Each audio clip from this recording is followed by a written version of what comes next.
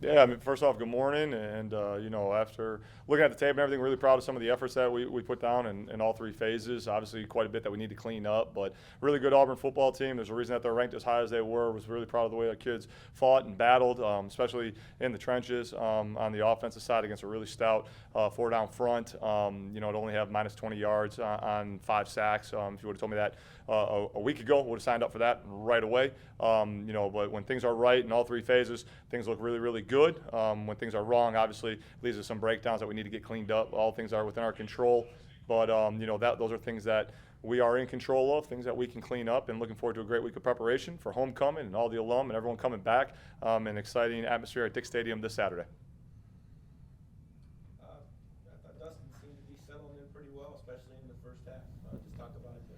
Yeah, really pleased with his continued growth week in and week out. That opening drive to go 17 plays and to really generate some tempo and to catch them in some sub packages and to have them have to waste a timeout and to control the ball for the majority of that first quarter. Something that we wanted to do and something that we're always striving to do. But it's the one benefit of tempo to where you can take a really talented front, and if you can lock them on the field, it gives you a competitive advantage, and we're able to do that because of the decisions that he's making and kind of the role that he's settling into, and was really pleased with his overall efforts. How much was it? Obviously, there's so much depth. Did they wear you down? Can you say that, or how?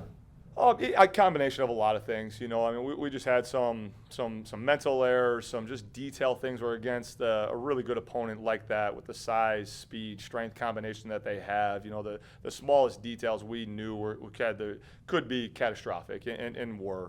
So again, those are things that we need to be really dialed into throughout the week of preparation and hold the process of winning in really high regard, so that we're not a half a man, half a gap, one step, out of place. Because when you are offensively, defensively, special teams against a team of that caliber and the way they've built it over, the 6 years that Coach Malzahn's been down there, they're going to make you pay for it. And so, I think as the game went on and those mistakes kind of accumulated from time to time, and then the depth of their bench and, where we're at right now, that kind of became something that was a little bit tough to handle. But again, I was really pleased with regardless of who went in at what point in time in the game. They really fought hard, and those game reps that all of our guys got are really invaluable.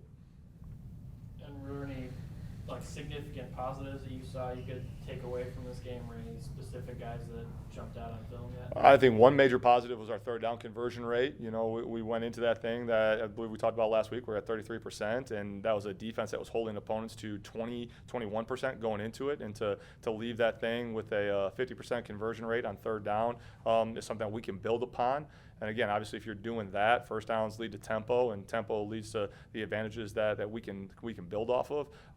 To get 2 quarterback sacks and multiple quarterback hurries was good. It was a good sign again of our front doing what they need to do, and was really pleased with the efforts of our cover units, in particular with the kickoff cover team and the punt team. Those were very dangerous return units because of their speed, because of their length, and the things that they were capable of doing. And I believe we netted 0 return yards when it came to kickoffs and punts. So I was really pleased with that. Coming into the year, rush defense was something you talked about. You talked about all year last year, but obviously something that really needed to improve. First 2 weeks I thought you definitely showed strides. Obviously, Sure. Again, this is Auburn. How much of it is just that, or how much? Where do you feel right now? I feel great about where we're at with our rush defense. Obviously, not the outing that we wanted to have, but again, that's a culmination of a lot of things. From the situation that we put the kids in as coaches, and we'll own that first and foremost. When you have an outing like that, obviously we weren't right from a coaching side of things to get our kids in the best position possible. There's things that the kids will own that they did yesterday as we reviewed the tape, and they'd be the first to tell you that they were wrong here and there. And then I think the last component is something that we have no control over is, again, with the size, speed, length. We knew going into that all 5 of those kids were seniors. They were all returning starters. They played really well together. Really talented kids that were touching the ball. And then when you start getting into the quarterback +1 runs the way that they were in pretty critical situations, that's just simple math where they're going to have a hat for a hat and they're making plays. So culmination of a lot of things from Saturday. Don't want to don't want to overreact in any regard, because that to me is an outlier right now with who we are and what we've done against other good rushing teams. I mean, you watch Arizona State and they run the football against Michigan State and ended up beating Michigan State on Saturday. So, I'm going to lean more to the positive on that and feel good about where we're at. But I know we got a really formidable task with BG coming in here with what they want to do and how they formation you and personnel you, and they do some really high-level things in their run game as well. Nate Warnock and Akeem Peters both went out in the third quarter. Do you have any update on them? Both came back. Good. How'd you come out overall? Good. I mean, like, those were the two most noticeable things. But again, both those kids, I mean, got checked out, got medical clearance, we're back in the game. I mean, your typical bumps and bruises, but no long-term sustained things. So, feel really good. And was talking about this morning with Coach Sobel and the rest of the strength and conditioning staff, and our kids feel it. The investment that they've made to the weight room. They're as strong as they've ever been, and they're as resilient to injury as they've ever been. And we're very fortunate because of the work that the kids have done, and they've really bought into the holistic approach of mind, body, spirit, nutrition that our strength coaches do a great job with. So really pleased with that. Did Dixon play? He did. Yep. Okay, Mm-hmm. he did, right. Yep. Had a couple catches, if I'm not mistaken. Yeah, Yep. okay, Mhm. okay. Yep. That's my fault. Yep. Switching to this Bowling Green game. Yeah. A little different role for you here. I mean, you're kind of expected to win this one. Just talk about dealing with that. I love how that's a surprise to everyone, right? Like, so, I mean, for us, we expect to win all the time. Sure. For everyone outside the family, it's a surprise. But very good team that's coming in, and we had, like I said, we have high expectations. We have high standards for ourselves.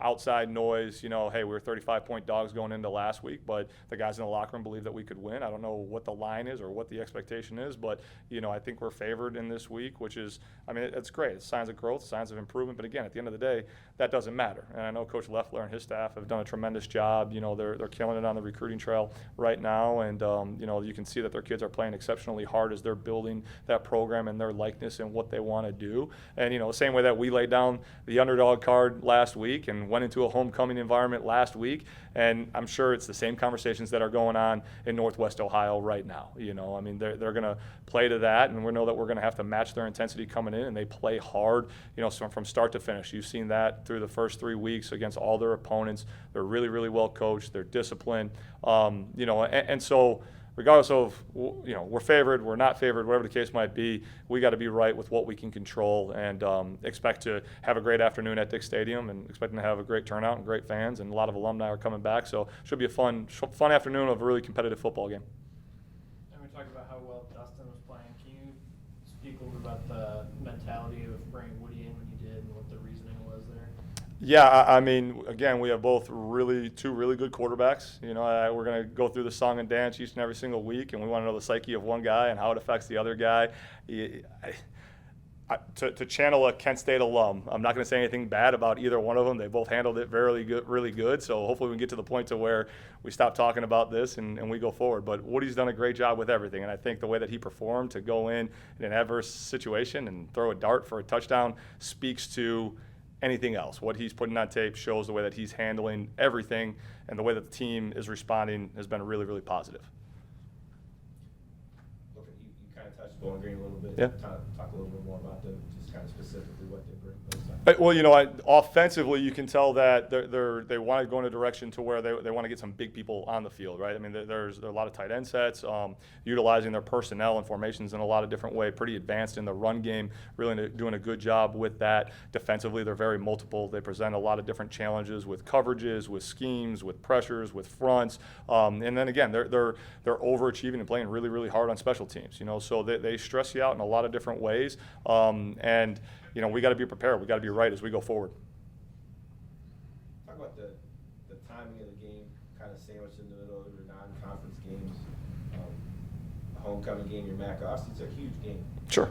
They're all huge. They're all big. Yep. But just, I think most MAC teams are doing this, playing an early game and then kind of getting into the real meat of the schedule. Mm-hmm. Is that any concern to you? Just talk about the timing of it. No, when I looked at the schedule when it first came out, I kind of liked the way that it was broken up, right? Like you kind of have these four games 3 times in these micro kind of seasons, if you will. So we can look at this one and obviously handle this thing the right way with a good, conference opponent that's coming in here. But there's a lot for us to be excited to play for, right? Homecoming, it's a rivalry game with a traveling trophy that we need to get excited for. The opportunity to stay undefeated at home, all those things. And we need to invest everything into this week in a really quality opponent. We got next week to rest up and to kind of get all the little minor bumps and bruises that you get through the first phase of the season. get that ironed out. And then, you know, as we transition to the next 4, you know, okay, let's finish up our non-conference and then, you know, have another little mini 4-game season. Then we get another break before we get into the MACtion slate of November. So, you know, really like the way the season set up for us. And it's the first time kind of in a long while that we've had a true bye. So that's going to be good for our kids to get refreshed and, you know, be able to handle that the right way and make sure their studies and everything outside the white lines is in order so that we can focus on, you know, the opportunities that we have this week and going forward. So, you know, it's the cost of doing business like anything else, and good with it and like it. Another guy, One more question. another guy that had a couple catches this past week, or again, keep seeing Mike Harrigan going forward. Yes. Anything else? All right, thank you, Coach. Cool. Awesome. Thanks, guys.